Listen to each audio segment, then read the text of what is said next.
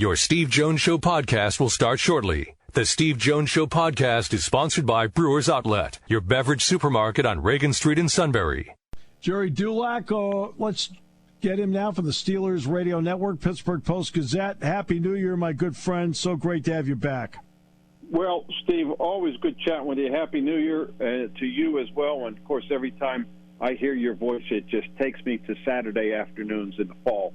And it's always a treat to be with you. I will tell you, relative to that coach's son theory, I basically agree with you. And I saw the worst possible case scenario with Ralph Willard and his son Kevin, who is now a head coach, whereas Kevin was in between, and he treated him like a starter, and it caused problems with the rest of the team. So, yeah, you either want to be Buddy Boeheim or you want to be the guy who's helping out the collective GPA and coming in with 10 seconds to go. Yeah, no question. That's why I'll tell you the one I look at right now before we get to the Steelers.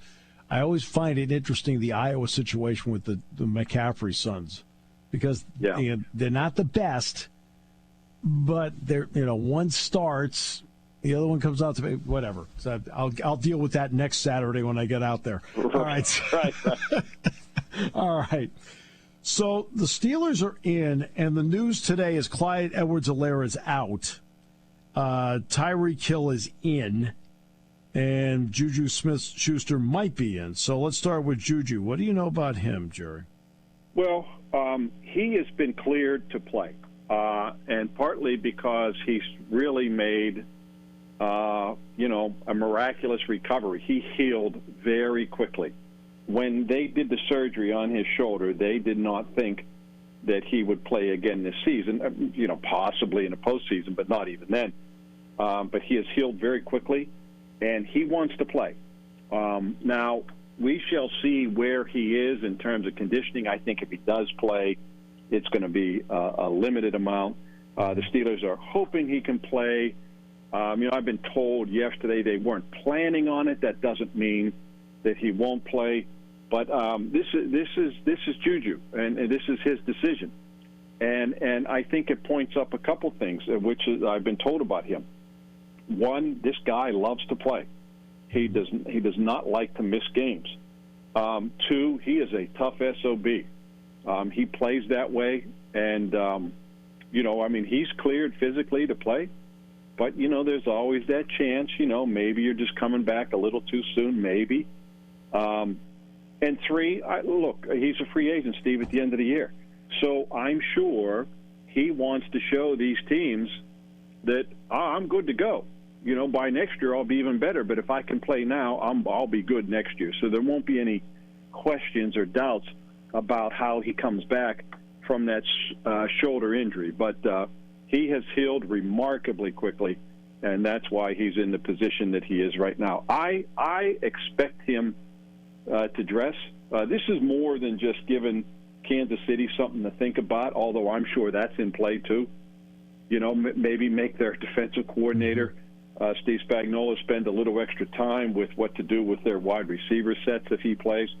But I don't think he will go in there and play 52 plays. I think it's more likely he'll play 15 to 20 if he does. But I'm kind of expecting him to play. I've always looked at the Melvin Ingram acquisition by Kansas City as a domino acquisition. That's just me, where it took Chris Jones, who was a terrific defensive tackle, was forced to play end where he was a good end, and moved him back to defensive tackle where he's terrific. What kind of problem does that cause the Steeler offensive front that now Jones is more in his natural spot because of Ingram's presence? Well, there's no question Chris Jones is the most dominant player on that defense. They have several very good players, including Tyrone Matthew in the back end. Clark is pretty good as well. But Chris Jones is the one who makes that defense go. And when he was able to move back inside, that's when their defense started to kick in again. Where Melvin Ingram's presence is felt most is in the Steeler defense. And by that I mean not having him there, when they decided to trade him. And that's because he was unhappy wasn't that he was unhappy with his role per se. He was unhappy with his role because he felt his role was misrepresented to him when he signed here. Basically, that he felt lied to, and that's why he wanted out. And so, when they signed him, I thought that was the perfect acquisition. A veteran, former Pro Bowler who could come in and play 20, 25 snaps and there not be a big drop-off when he comes into the game. And after Bud Dupree left and Alex Highsmith moved up to the starting spot opposite T.J. Watt, I thought that was significant. Now, from a resume standpoint, from a production standpoint, from what Mike Tomlin likes to call a body of work standpoint, Taco Charlton and Derek Tuska don't equal Melvin Ingram. So I thought that was a big drop off when they traded him, but they felt they had no other choice. And he's played well. Now his numbers, aren't staggering, but his presence, as you pointed out, has allowed Chris Jones to move back to where he's most effective. All right. T.J. Watt obviously needs to be a factor. I felt anytime I watched Kansas City this year, I know they were winning, but I'd love to know the next-gen stat, which usually doesn't interest me, but this one I'd be interested in. How many yards running around did Patrick Mahomes cover this year? I mean, every time I turned around, I felt like he was moving somewhere trying to get away from something. What can Watt mean in that realm, but what can it mean if Kansas City feels they need to chip with Travis Kelce before sending him out? Yeah, he's probably a 1,000-yard rusher for as much as he moves around and extends the play. The funny thing is he is just as dangerous, maybe more dangerous, when he's out of the pocket, moving around. His mechanics obviously don't break down on the run. That's when he makes the biggest plays, because the chaos in the secondary then exists because, you're worried about where Tyreek Hill is. Their whole receiving crew is built on speed, so you're always worried about over the top. And so it's almost as though, as crazy as it sounds, it's almost as though you just want to let him sit in the pocket. And if he sits in the pocket and he's there 5 seconds, let him sit in the pocket and maybe hope T.J. Watt gets to him. Because when he starts, he's under pressure, he might even be better. And so I think where T.J. Watt can be effective is not just with pressure, but if you're going to get pressure, you better be able to touch him, hit him, or bring him down. But I think the other important thing that's going to be a factor in this game, Steelers are going to have to get turnovers. They're going to have to take the ball away. They gave it to them 3 times the last time, and they just turned it into 17 points. The Steelers beat Tennessee because Tennessee gave it to them 4 times in their own territory. Nothing outside the 41. The Steelers converted, even though they did nothing in terms of moving the ball after those takeaways, they still converted them into 4 field goals, 12 points in a 2019 game, and that's why they won. So they're going to have to not just win the turnover battle, they're going to have to take the ball away and not give the ball back at points to the Chiefs if they want to win. And Steve, this isn't going to be, Steelers aren't going to win 37-31 or 34 or 37-34 or 34-31. If the Steelers win, it's going to be because of mistakes, blunders, good, lucky bounces, and they're going to win, 23-20, 22-19, that kind of game. That's the only way, to me, the Steelers can win this game because their offense just doesn't produce points. They don't. Although if I have the option, and on the Steelers, I want my offense on the field first. And the only reason I say that is I'm trying to reduce his possessions. And if I start with the ball, I've already taken him off the field for a possession. Yeah, there's no question about that. Now, of course, I say they don't score points. They score points in the fourth quarter with Ben Roethlisberger, but they haven't scored points otherwise. But go back to the last game, Steve. The Chiefs deferred. Steelers went on the field. Second play of the game, Ben throws an 18-yard pass to Deontay Johnson for a first down. Then it's 3 plays, an out punt. They give the ball to the Chiefs at like their 24, 25, whatever it was. And 14 plays later, 8 passes by Mahomes, bang, touchdown. And then, you start factoring in the turnovers. There's 17 more points.